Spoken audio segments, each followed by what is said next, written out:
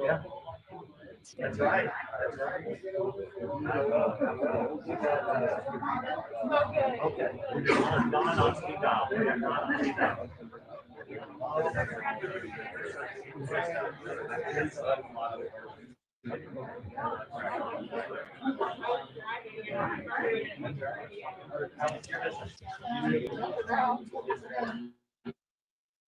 The audio's live in the microphones. Can you shut that up for a second?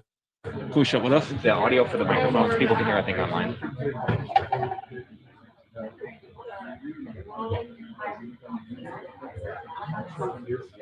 Ryan, 2 minutes. There's nothing but music playing.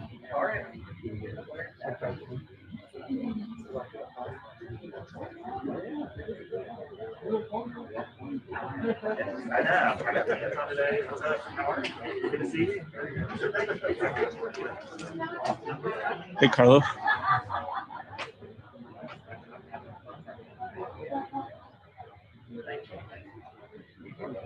Hey, Bo, do you have which sound source do you selected? She can hear you talking pretty clearly. Do you have It's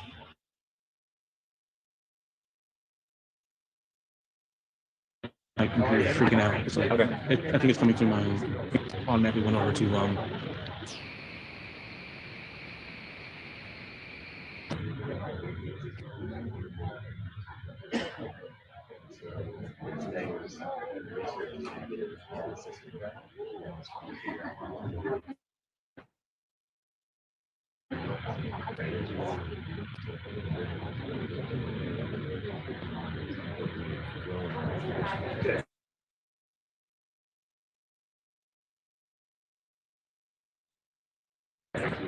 that's because everything's frozen.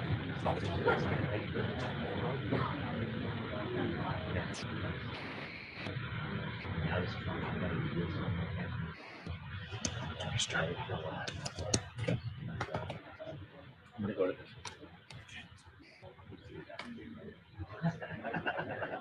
I did.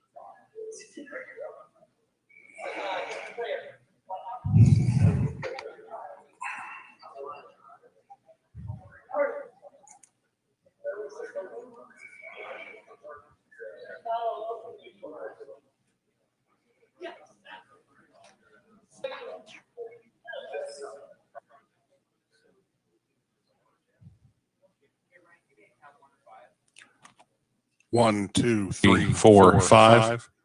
1, 2, 3, 4, 5. Yep.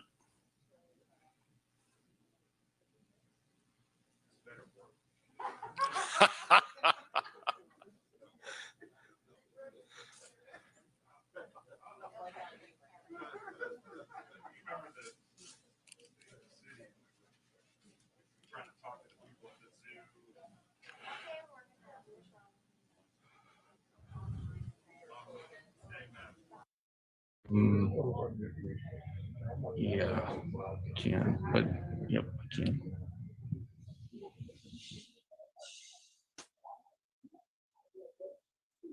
Or we can connect. It'd be 8 times to my computer. No, I'll connect it to my Zoom here. Okay. So, do you want to just start with Yeah. with my? Yep. Okay. All right, Brian. 20 seconds, Brian.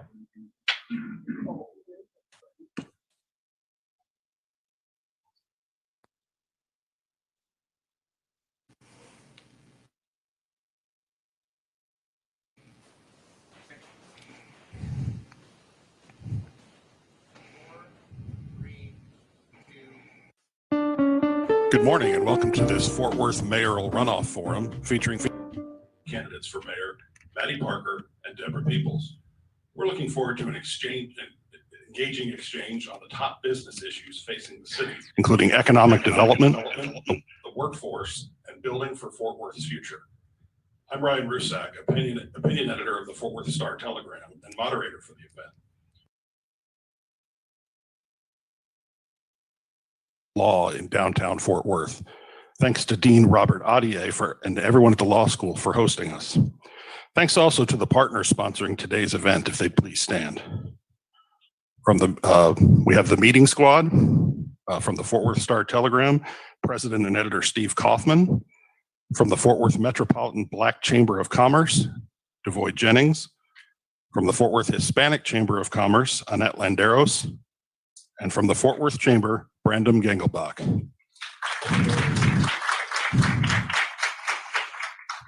And now please welcome the candidates, Mattie Parker and Deborah Peoples.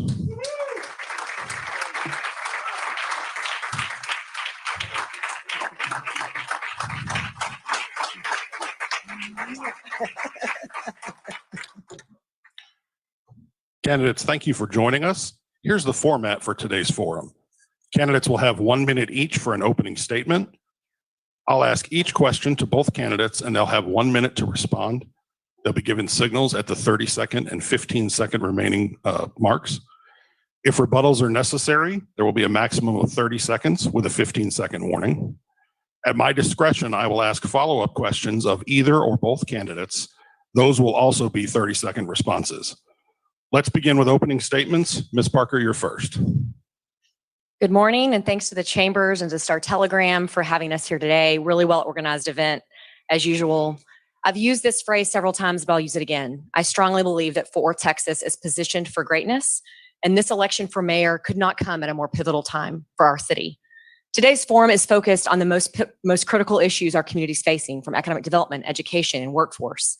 I am a small town farm kid that had big dreams and an aspiration to make sure I made this world better than I found it. I'm here today to continue that work. Over 17 years of experience in state, federal, and local public service, and now as the CEO of a local nonprofit focused on making sure our students have a successful career path in front of them. I'm also one of those people that, as you've gotten to know me, I have an unparalleled understanding of the smart policies that it takes to lead a community forward.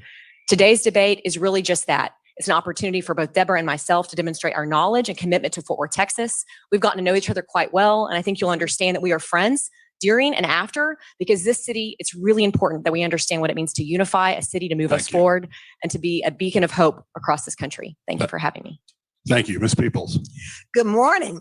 I am so excited to be in this room today because, believe it or not, almost 40 years ago, I started my career with AT&T in this building.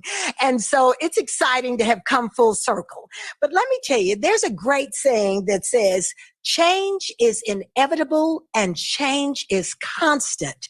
It is how you deal with it that is optional. We cannot afford to take the optional route here in Fort Worth. We are an extraordinary city that is growing by leaps and bounds, and we not only have to be visionary in how we see our city, but we have to be strategic about how we make our city grow. And that is what I plan to do for Fort Worth. Thank you.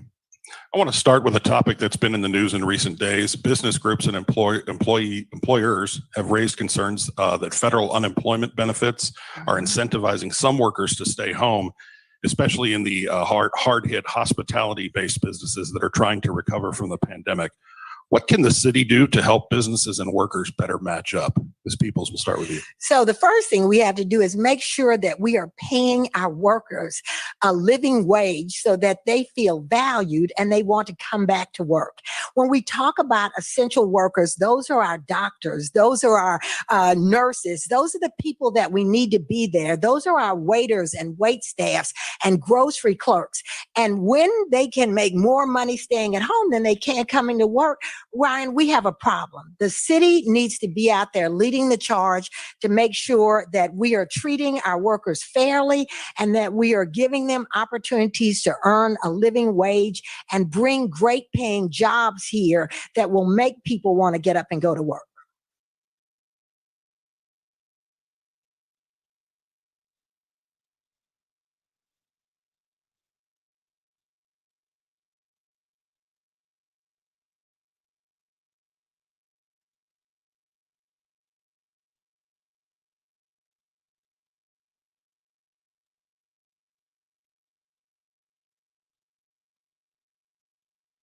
in unemployment numbers because they have left completely. We also know how the desperate impact you've seen among Latino and Black women-owned businesses. The real unemployment rate for them is over 14% in this country. In Fort Worth, Texas, let's focus a cross-section opportunity with our chambers here in Fort Worth to talk about what it means to bring all people back to work in Fort Worth. I agree with Deborah. We need to focus on a living wage. Let's stop the conversation about minimum wage in this country, and let's focus on what it looks like to reskill people so that their labor force is making $20 an hour, $30 an hour to really survive and make a living wage in this country.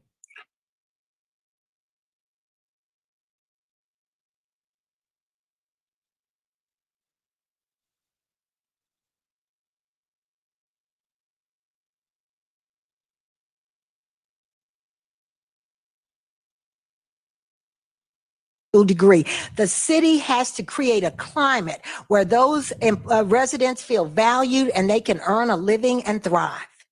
This is where we differ. 71% of jobs by 2036 in the state of Texas will require some type of college. If we focus on minimum wage, we are losing the battle. We've got to make sure our adult workforce and our students sitting in classrooms today are prepared to be successful, and that is not a minimum wage. What, if anything, short of a required minimum wage, can the city do to incentivize businesses to pay wages that might entice workers back, Ms. Peoples? So I think one of the things that we have to make sure that we're supporting our businesses, especially our small businesses, Ryan. The majority of businesses, we talked about this, I talked about this with Annette. In many communities of color, the only thing standing between us and poverty are our small minority-owned businesses. And we have to make sure that we're supporting them so that they can pay higher wages, they can hire more people. And that is one of the things that I want to do, is work with the chambers to make sure that we're reaching all of those small businesses that are the lifeblood of our city. So I can just give you an example. My daughter's taking a pause from college right now, and she's working at a warehouse in Grapevine. She's making $17 an hour. People are begging you to come back to work in this city. And I think we really got to refocus on what it looks like to really support businesses, small businesses especially. The second thing I'll tell you, and the Hispanic Chamber of Commerce has done a fantastic job of this recently, banding together with our small businesses to help them feel supported and have that B2B relationship that we know really entices companies to do business together. Focus local in Fort Worth, Texas, which absolutely has to happen right now as we emerge from COVID-19 stronger. That's how you pay people a living wage. Let's move to several questions on the topic of equity. Mayor Betsy Price has said that her successor needs to focus on equity and particularly bringing more economic success to at-risk neighborhoods. What would you do as mayor to bring more jobs and success to East Fort Worth, where this is a particular issue? Ms. Parker. So I spoke about this to the East Fort Worth Business Association. We had a forum several weeks ago, and I used the term strike teams. You need to work with successful businesses across the city and pair them with community in East Fort Worth and really understand what it takes to really create business opportunities. I don't have the answers. I don't live in East Fort Worth. Deborah probably has some more answers because she lives there. The important thing is the city has a moral responsibility to refocus what it looks like to have economic development across this entire city. East Fort Worth specifically and South Fort Worth, we understand what the workforce, labor force looks like. That's where reskilling is absolutely going to be critical. How do you use vacant land to entice employers to come and move their businesses into East Fort Worth?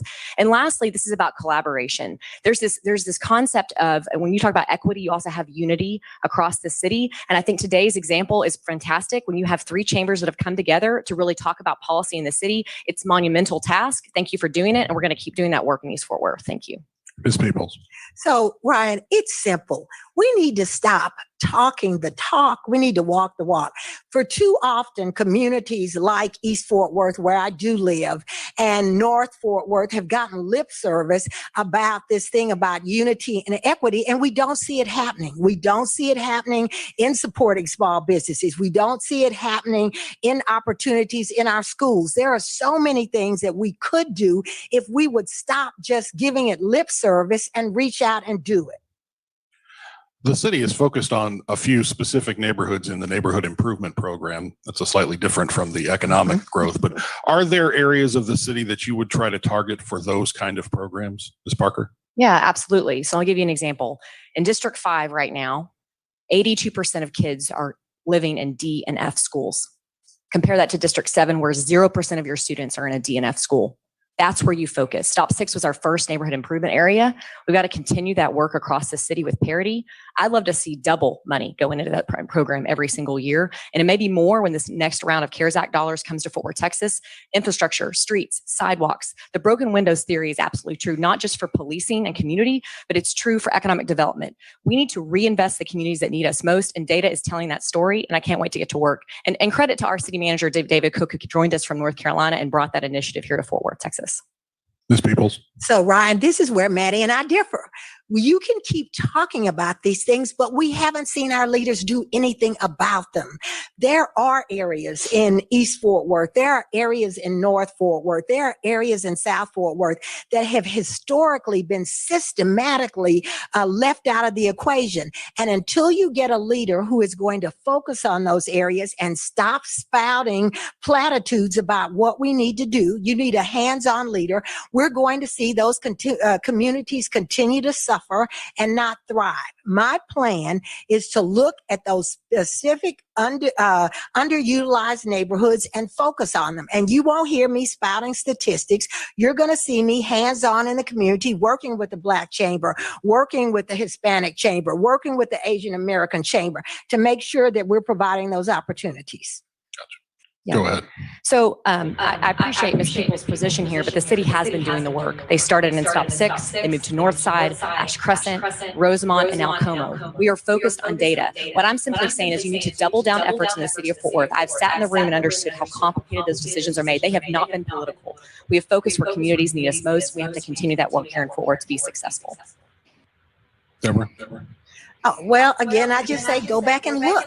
I mean, look at these communities that have been historically deprived and talk to the people who live in those communities.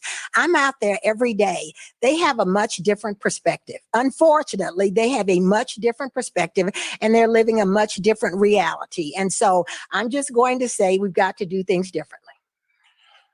Move on to the next question. How would you promote more diversity in the city business leadership? And what would you do to draw more leaders in that are more representative of the entire city? Ms. Peoples, we'll start with you. So that goes back to what I talk about as One Fort Worth. You have to have many voices at the table. You have to include people from all communities at the table. The table shouldn't be smaller. The table needs to be bigger. And so I believe, I tell everybody, we all have historically neglected our Latinx community. We need to bring those voices to the table. Fastest growing ethnic group in Fort Worth, our Asian American community, our Black American community. We need to make a concerted effort to be sure that we are including people in these discussions. And it starts with initiatives like Steer Fort Worth. It starts with initiatives like Leadership Fort Worth and Leadership ISD. We should never have programs that have one African American and one Latinx citizen sitting in those programs. Ms. Parker. So I think we start at the city. We do a great job at our department head level, but middle-level management, we don't have the right diversity talent that we need to really focus on. They are at City Hall right now. We need to invest in those talented young folks to make sure they can grow up in the ranks at City Hall. If you look across the city, and I met with a group of Hispanic business leading females yesterday and talked about their struggle to really be successful in this community. And they would just tell you they'd not always feel welcome at City Hall. They didn't feel access. There wasn't transparency there and opportunity. We're going to change that in my administration. I've done the work. Let's roll up your sleeves and get it done. The last thing I'll mention is this. We are a young city. The average age in Fort Worth, Texas is 34. That bodes incredibly well, especially as who will be your next millennial mayor at 37 years old. Thank you. So you anticipated my next question, which was about the city staff and especially city leadership and whether the diversity is adequate enough. And if not, what specifically as mayor, again, because you don't have hiring power, would you do to try to improve that? Yeah. Ms. Parker, go ahead. So I think you don't have hiring power. We're a city management form of government, but I've worked on the CMO team for 5 years before my current role. And I think you have to understand that you need to be a place of business where people want to come and work. Talent attraction is key, especially in a municipality, especially when the job market is really stiff right now and talented people can go work anywhere. I think the move to a new Pier 1 building at City Hall will be incredibly exciting. What do our recruitment efforts look like? There are private sector businesses here in Fort Worth that do a fantastic job that we could really lean on to understand what it looks like to have that same talent attraction strategy within the city of Fort Worth. And it's in every single department. We talk about policing, our fire department, the water department, economic development. All those organizations within the city are small businesses within a larger one. And it's really critical we understand what it looks like to have a talented workforce that works for Fort Worth, Texas. So, Brian, this is not about talent attraction. And Mattie, I disagree with you on that. You have extraordinarily talented people working at City Hall right now who don't feel valued and who have not been allowed to progress up through the ranks. And so this is not about attraction. I'm so tired of people saying we can't find qualified minorities for these jobs, or we can't find qualified women. They are there. We have deliberately stymied some of their growth and their rise. And so we've got to go back and first acknowledge that we have talented people, and then sit down. And I know I don't have hiring power, but I need to talk to David Cook about, we need to be very deliberate about encouraging and growing the employees that we have there. How would you try to get more diverse employees on a promotion track? Is there a specific way to do that? So this is what I did for 30 years. I was good at finding talent. And so you have to find talent, but you have to support them. You can't just say, this is a great person with an MBA. You have to deliberately set out and create opportunities for them. You have to give them opportunities to lead.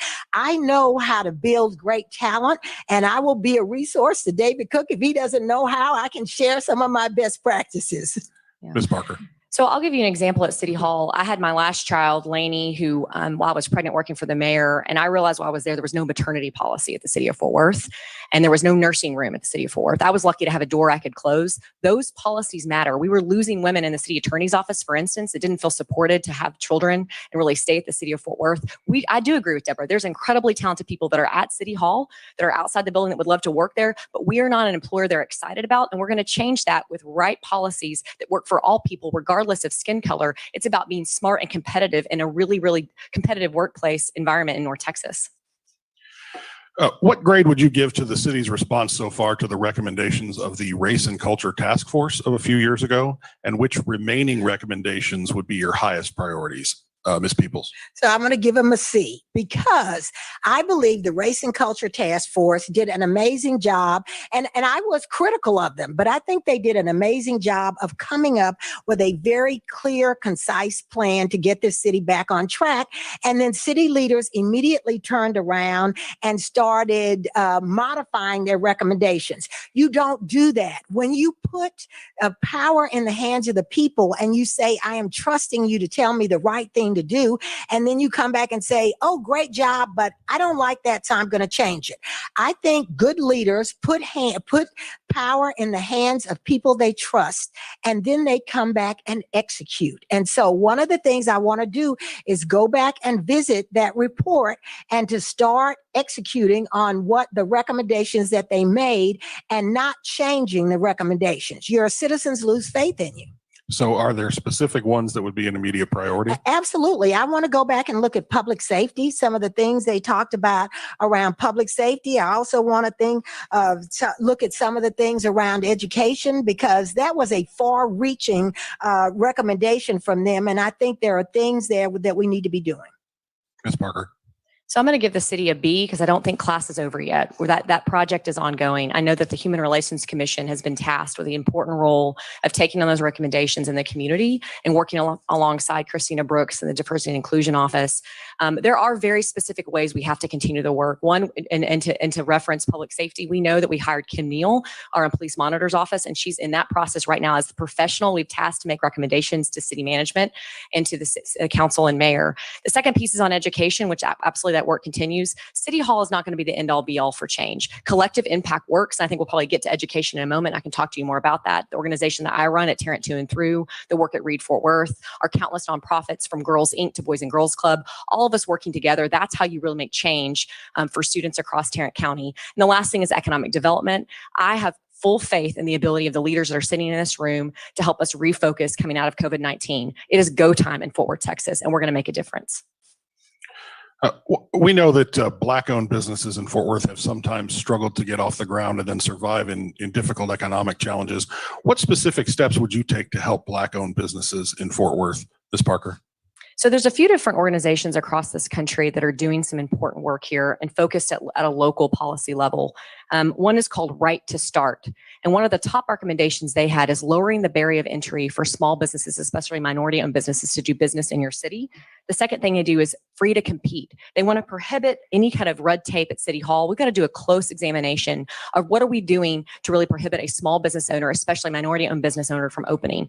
I had a conversation with a really well-known restaurant owner here in Fort Worth a few weeks ago, and he told me that the barrier is so significant for a young restaurateur, a young chef, to start a business. It's over $200,000 on his count to really open a business, open a restaurant in Fort Worth, Texas. That impacts negatively the diversity and cultural experience in Fort Worth. If you can't have, in this case, it was a young Thai chef that wanted to start her business on the south side of Fort Worth. We've got to get into the trenches to understand what that looks and impact. And there's three people sitting in front of me that I think that are going to have to help us lead through that.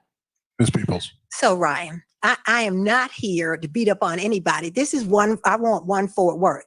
But I'm here to tell you, we don't need to go looking at organizations around the country. We have a Black chamber that's right here with a president who has struggled for years just to get help for Black businesses. Why are we not listening to the people in this city that are telling us what they need? Why are we not listening to these young Black entrepreneurs that are telling us they need help and we're ignoring them? It doesn't take a study. It doesn't take, Mattie was at City Hall for 5 years. D. Jennings has been raising the clarion call for over 40 years, and he's been ignored. We have to listen to the people in this city to make these things work. Ms. Parker, do you want to respond to that? I think I would just say that I think policy matters. There are best practices across this country, and I'll give you some specifics. Some of these things actually pertain to the way you do work at City Hall and you assign contracts. If you make a policy, and I'd be willing to do this at City Hall, where 5% dedicated government procurement every 5 years goes to NWBE practices, and they're actually matching them with well-known contracted businesses across this city. I do think that in Fort Worth, sometimes we struggle. When the gun goes off at the proverbial starting line, you're in the starting blocks. There are other cities that take off and run, and Fort Worth turns around and looks at each other and say, what do we do now? It is go time in Fort Worth. So Deborah, I do disagree with you. We have to look outside to what other cities are doing successfully. Ms. Peoples, do you want to talk about that issue of contracting and whether the city does enough to bring in minority-owned businesses? Oh, no, they don't. I will tell you right now. And so let me tell you, that is why Ryan, I'm unveiling a plan to end dark money lobbying in the city of Fort Worth.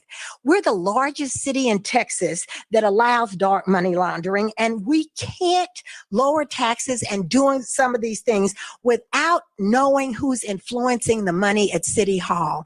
And I'm going to tell you, when I am mayor, my first 100 days is going to be dedicated to ending dark money lobbying at City Hall. And I think any leader, any mayor has to be willing to do that, because we're not going to move forward until we know who's lobbying us for the money and where that money's going. And Mattie, I hope you would agree with me on that. Yeah, that's an easy change. The Texas Ethics Commission does that for your state lobbyists. Just do the same thing here in Fort Worth, Texas. But I'd remind you that the lobbying doesn't happen in a procurement process. That's a very separate process that the state legislature puts into place and the cities have to abide by. And now's the time to really get in the trenches, understand what is prohibiting a business from even being eligible in that procurement process. How can the city become more attractive to young Black and Hispanic professionals, and how can we keep those homegrown talents here in Fort Worth? Ms. Peoples? Absolutely, by supporting them. I tell people all the time, as a daughter who spent time in Atlanta, I don't want Atlanta to be known as the Black Mecca for young, amazing entrepreneurs. It needs to be here in Fort Worth. But Ryan, that means we have to very deliberately and strategically show these young entrepreneurs of color, whether they're Black or brown or Asian, that we're going to support them. We need to have the resources to help them thrive. We don't need to have them chasing us around to find out information. We need to be in the communities, holding forums, having listening sessions like I have been doing with them, so that they get to tell us what they need. We don't get to tell them what we're going to give them. Can you give me an example or two of the kinds of things you've heard in those sessions? So many people feel locked out of the city bidding process, and they feel that the city of Fort Worth historically picks favorites. They pick one or two entrepreneurs, and they become the color du jour of the year. We need to spread these opportunities out. There is brilliance all over our community, young, Black, white, Asian entrepreneurs, and we have to stop picking and choosing who gets the money and who gets the favor. Ms. Parker. In Fort Worth, we have to enhance our infrastructure and support for small businesses and entrepreneurs across this community. We have fantastic examples, and I've talked about these already. Things like Tech Fort Worth that are on a shoestring budget that are really creating the next level of biotech entrepreneurship in Fort Worth.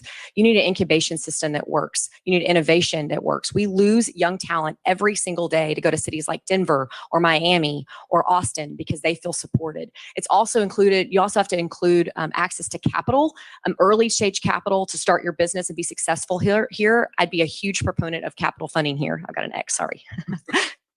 But how about professionals, maybe not entrepreneurs, but folks who are looking to climb the corporate ladder? How do you convince them? One of the to come top things home? that they've addressed to me is we need an entertainment district that's exciting and fun besides West 7th Street.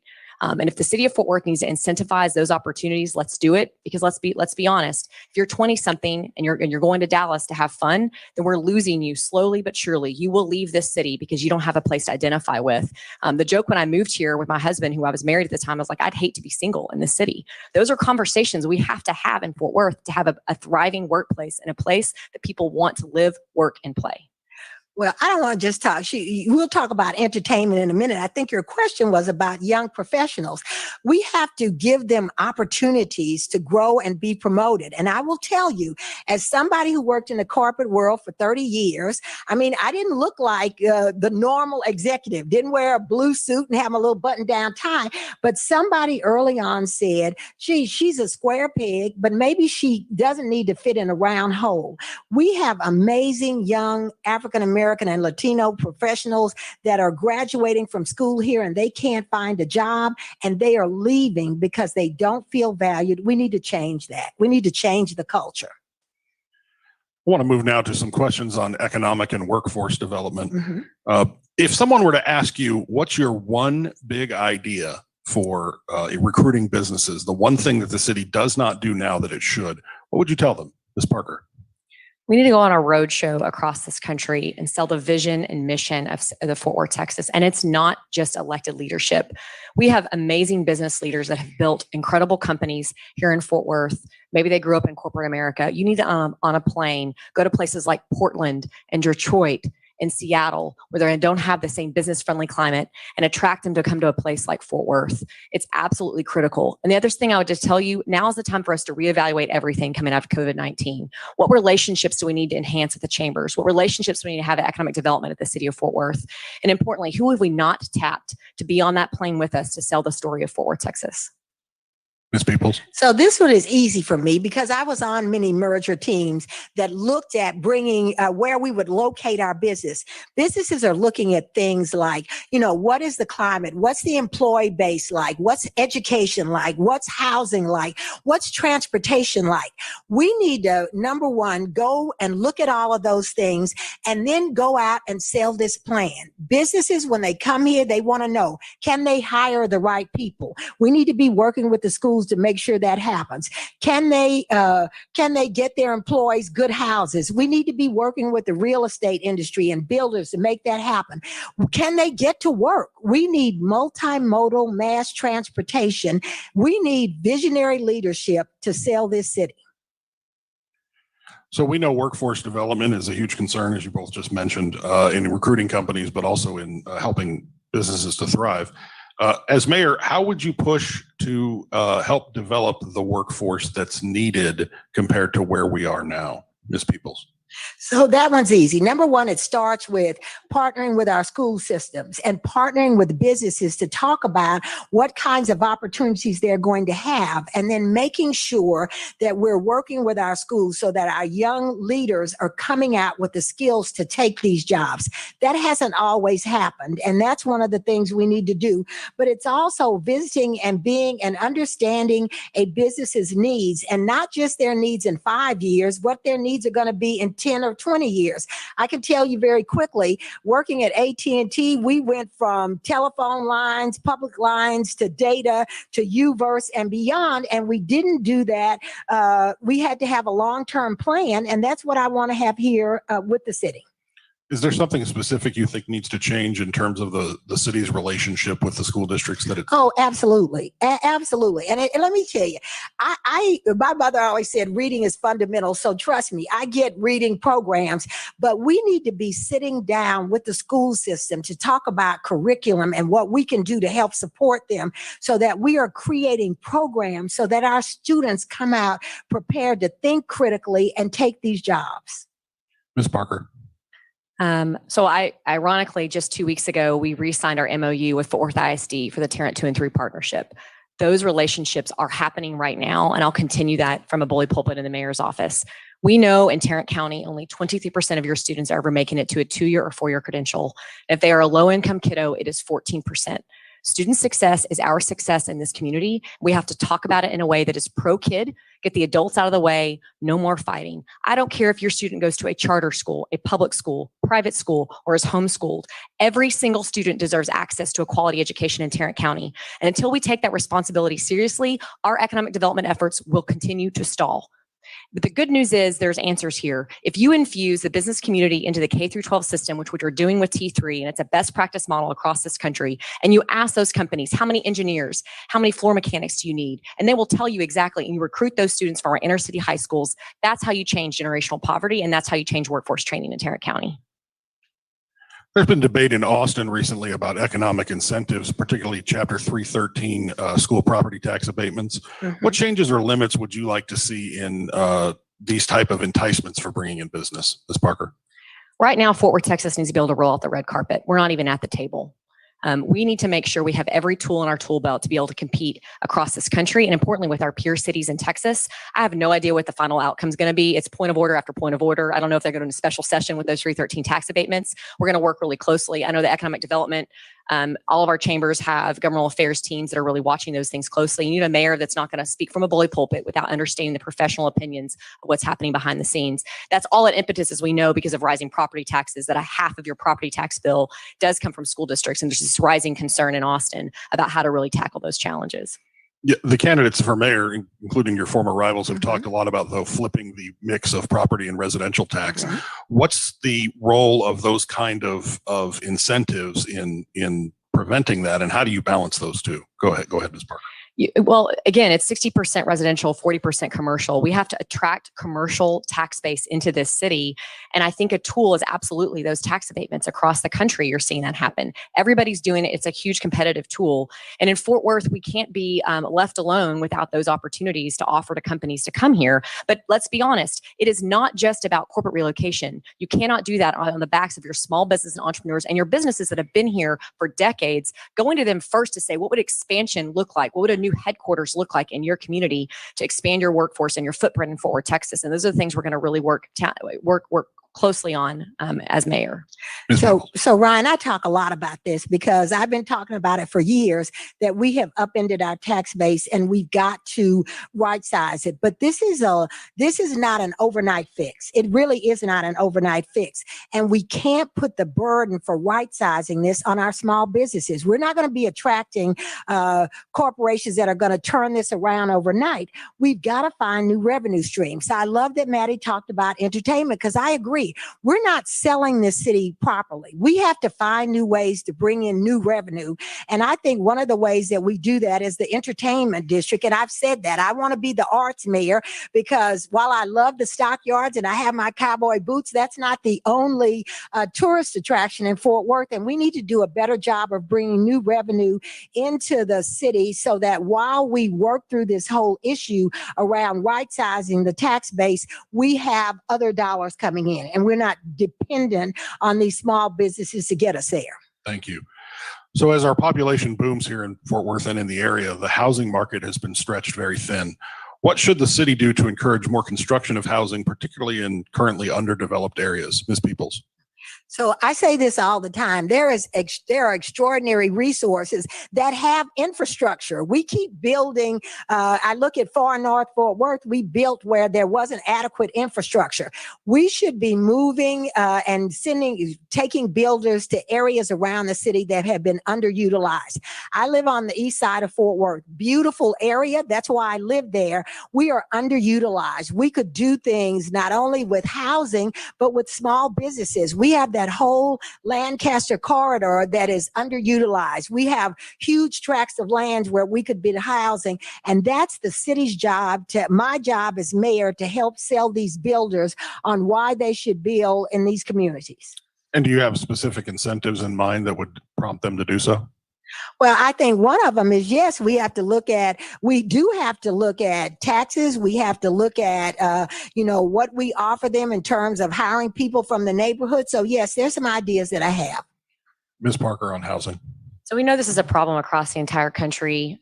You've seen housing prices increase faster in the last 15 years than in the previous 4 decades.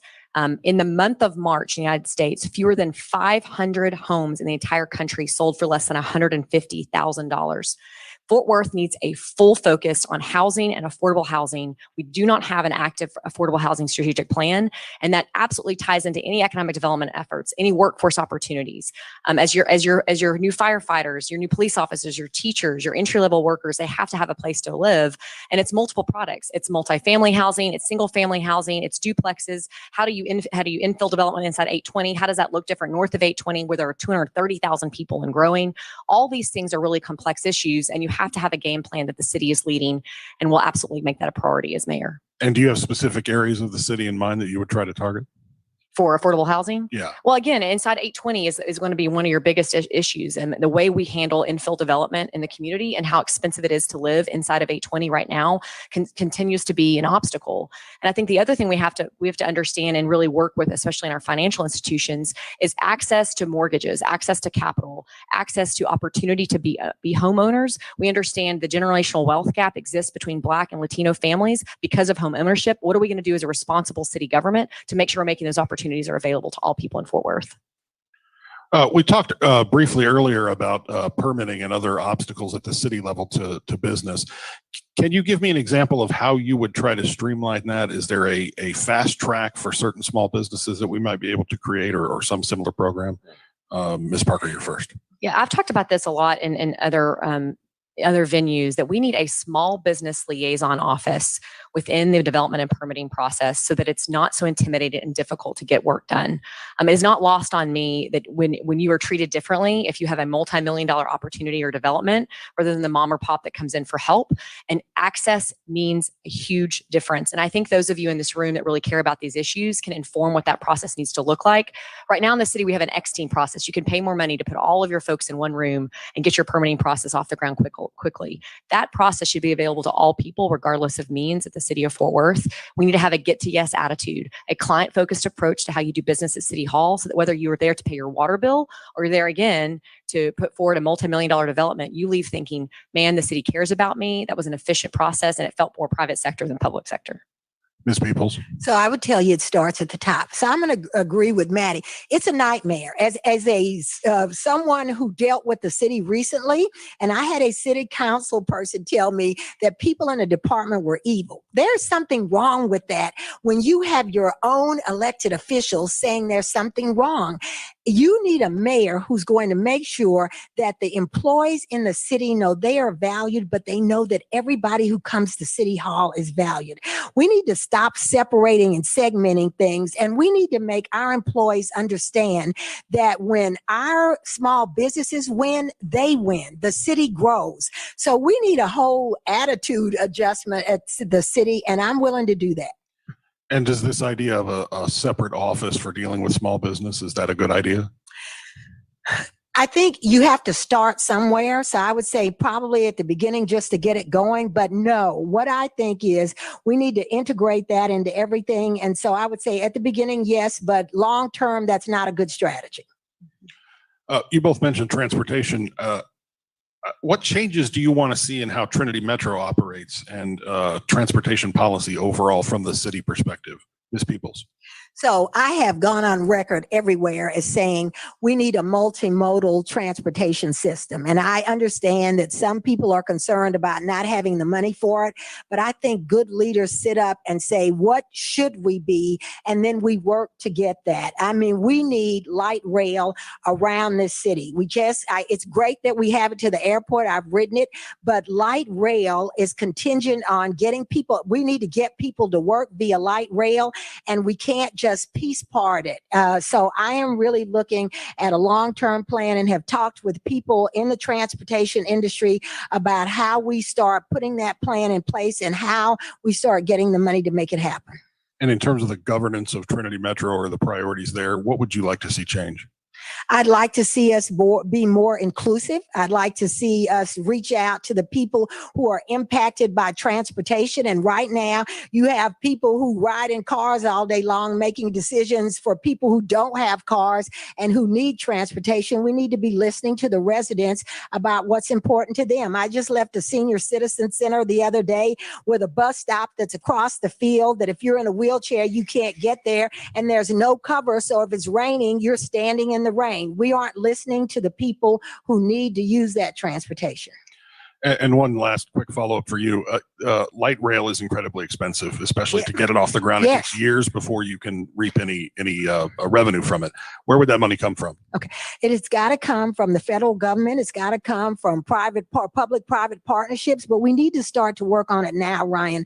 And we passed on opportunities to start working on light rail some time ago. Unfortunately, other cities got that money and are well ahead of us. And so these things aren't easy fixes, but you can't ignore them. You have to start working on them now. Ms. Parker. So Transit Moves Fort Worth, in collaboration with the City of Fort Worth and Trinity Metro, created a plan. There's different versions, and there's a visionary version. I like being visionary. I couldn't agree more that you need a visionary mayor, but you got to start with the dollars. That plan is $2 billion in capital costs and over $250 million in operating costs every year. To get to a visionary plan, a multimodal system that really serves all residents across this city, you have to have a comprehensive strategy. I've been doing this for 17 years. I've seen advocacy work and I've seen it tank. It is federal, state, and local partners working together to understand what it looks like to build $2 billion in capital costs across this city. In the meantime, while you're working on that and you're assembling a team that includes the North Central Texas Council of Governments, RTC, your federal congressional delegation, your state legislative delegation, all those things are happening. You have to serve the residents that need public transportation right now. Those that need access to workforce, to education, to healthcare.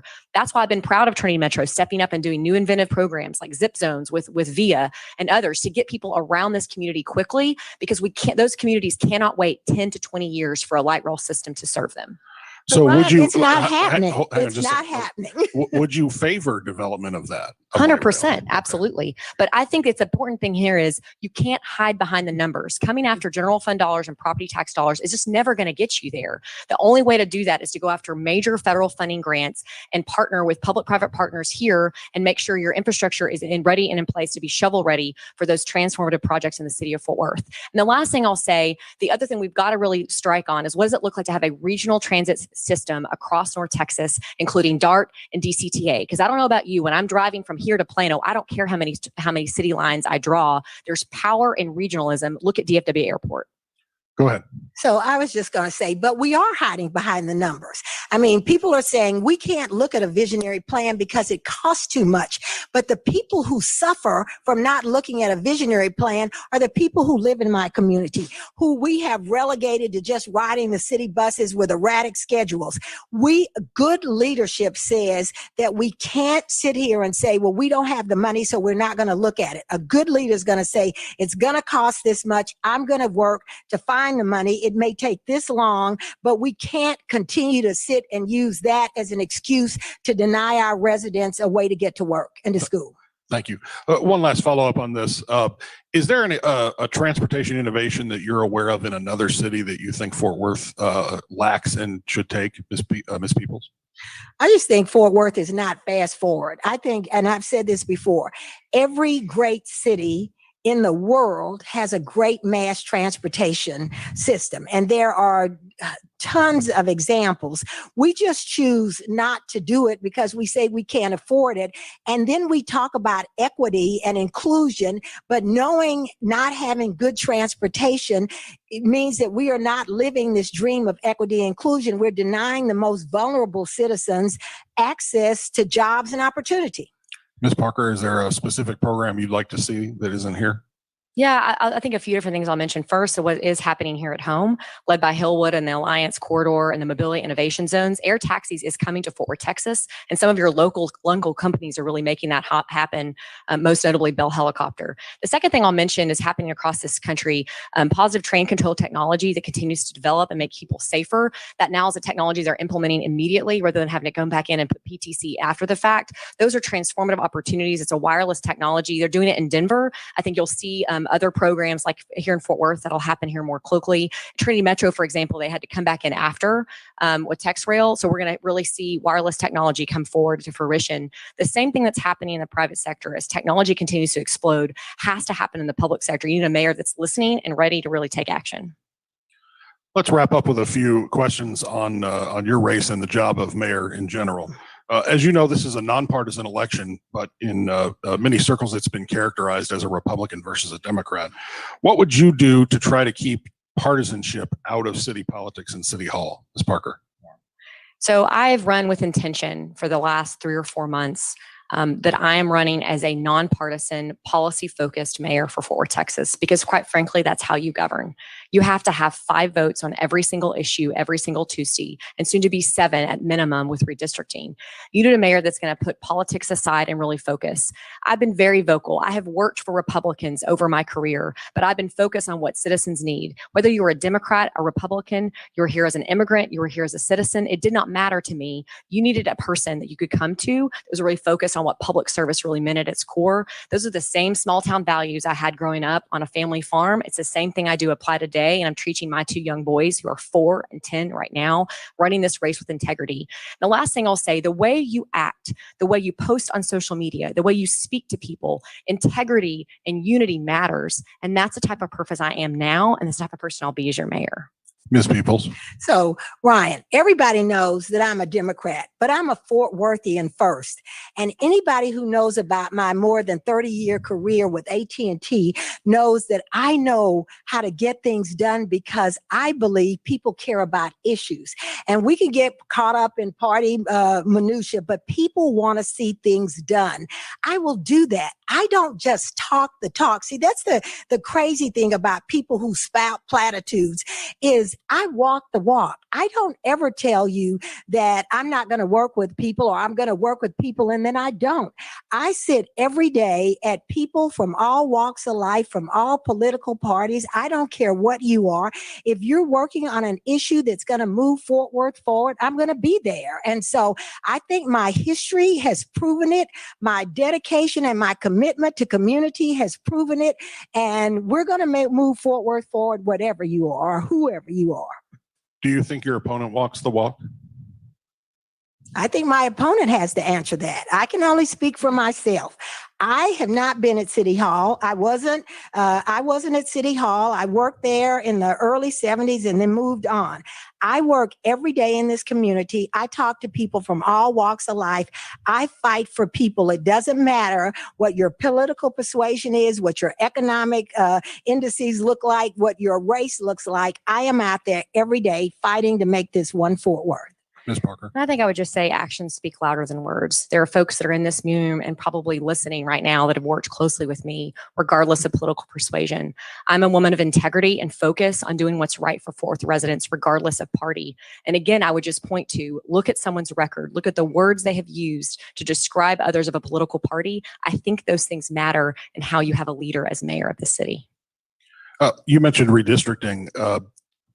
it's always a very politically fraught process, as you know. But given where our population is and where the growth has come from, what kind of representation changes do you think need to be the goal in the redistricting process, Ms. Parker? Yeah. So first of all, I mentioned it earlier, there's over 230,000 people north of 820. Right now you have District 4 and District 7 that stretch north all the way to west and east Fort Worth.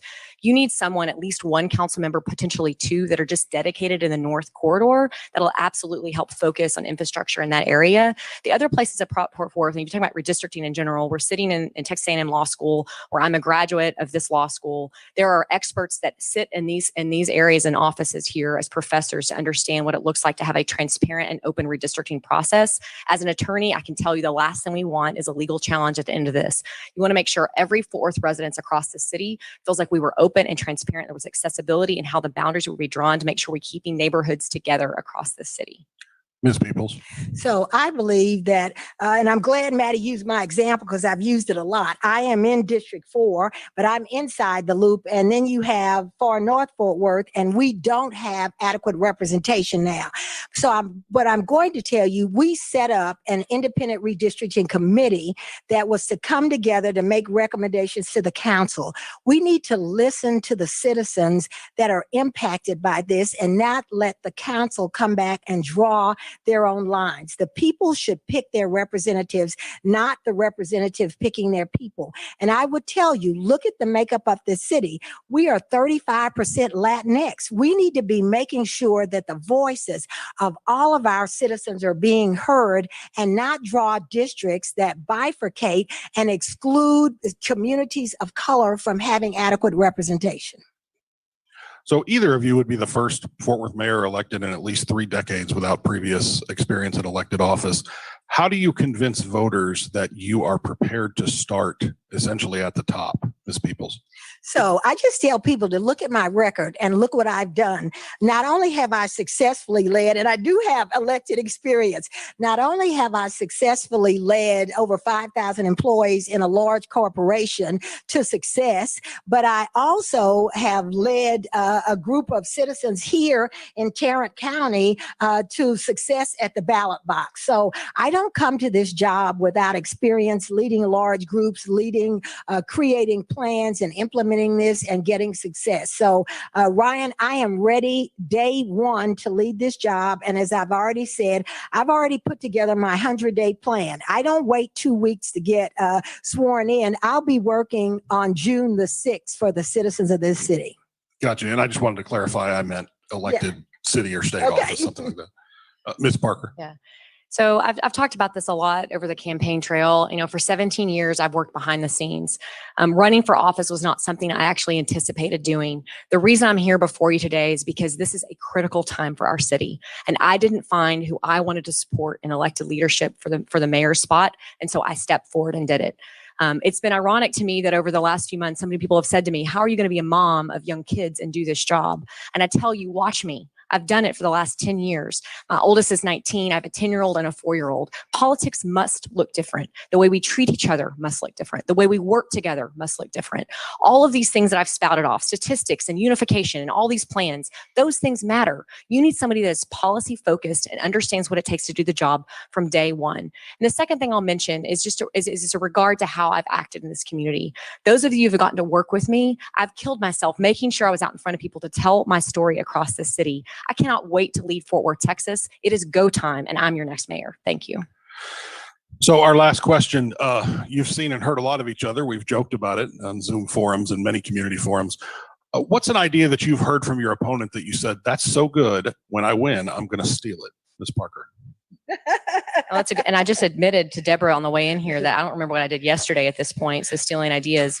But while I don't have a specific example, Ryan, what I can say is that I'm committed, if I'm your next mayor and I do beat Deborah, is to sit down with her immediately to understand what she wanted to accomplish as mayor. It's amazing what we learn on the campaign trail. Well, people will open up their hearts, admit to you what they're scared about, what they're excited about. And this city needs leadership that is going to unify this city. It has never been more important.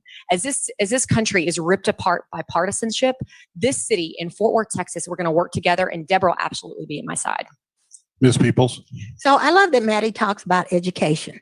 But I'm a big believer in public education because I believe that's where our next workforce is coming from. 80% of the students in Fort Worth ISD are students of color. And so I love that she talks about education. And so I think we need to be education focused. So I believe in listening to everybody. I've listened to every one of the candidates who showed up at a forum. I think 2 of them I never met, but I listened to all 8 of those candidates because they all had great ideas. And I believe that good leaders have to be willing to listen to everybody and be willing to act on all those ideas. So it's not just Mattie, but I've listened to Steve, I've listened to Brian, I've listened to Cedric, I've listened to DC, and I'll be putting all their wants, wishes, and ideas into creating one Fort Worth that I envision and I desperately want and know that we can achieve.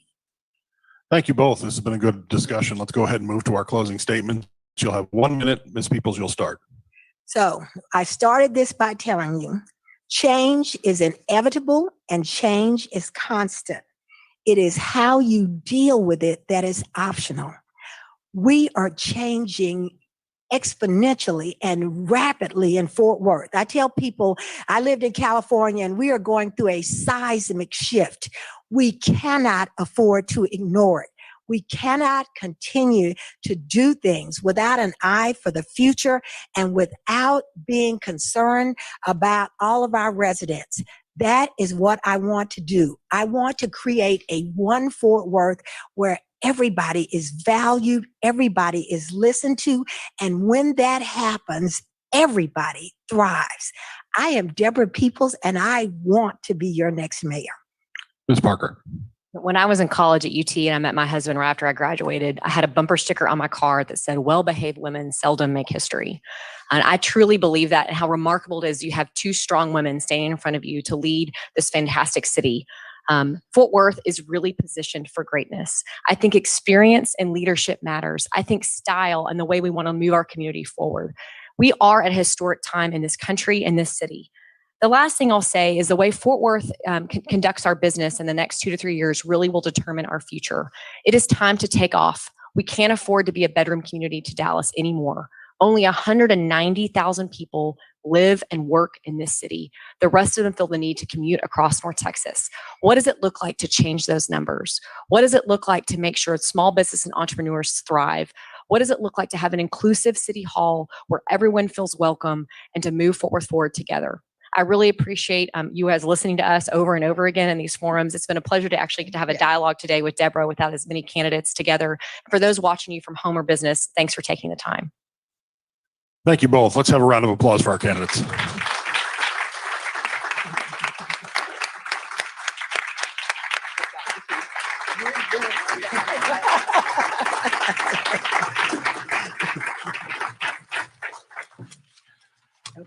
Thanks again to the Texas A&M University School of Law for hosting us today. And thanks to our partners, the Meeting Squad, the Fort Worth Star-Telegram, the Fort Worth Metropolitan Black Chamber of Commerce, the Fort Worth Hispanic Chamber of Commerce, and the Fort Worth Chamber.